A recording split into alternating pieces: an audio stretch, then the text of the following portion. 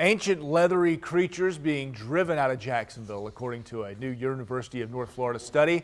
The results show that urban alligators, hard to find in the city limits, those big city gators, they got nothing on the country boys.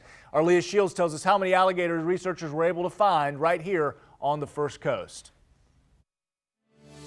The study found 93 alligators in 9 tributaries of the St. Johns River, this being one of them, Julington Creek. And these tributaries are far enough from the mouth of the river that alligators actually do live in these waters.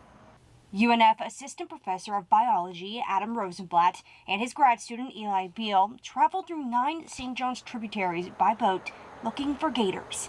They did their research over the course of 2019. I love the idea that we are sharing our space with these big predators, these big ancient predators. Like, I think that's amazing, and it makes my life feel like richer.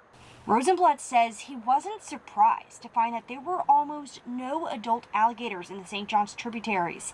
They only found 1 during their research. He says hunters and alligator trappers have most likely removed the adult gators because of their size. The Florida Fish and Wildlife Conservation Commission has a nuisance alligator trapping program for gators at least 4 feet long, and that cause a threat.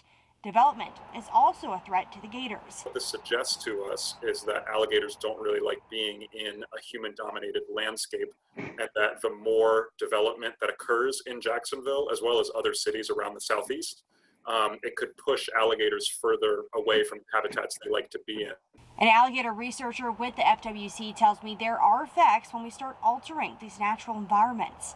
Rosenblatt says we should protect gators and help them live in these habitats. It is that alligators help sort of keep everything in check. If the biggest predator is no longer in the habitat, that will affect the entire tributary ecosystem.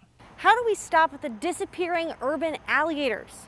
Stop bothering them, stop feeding them, and think twice about developing on the water.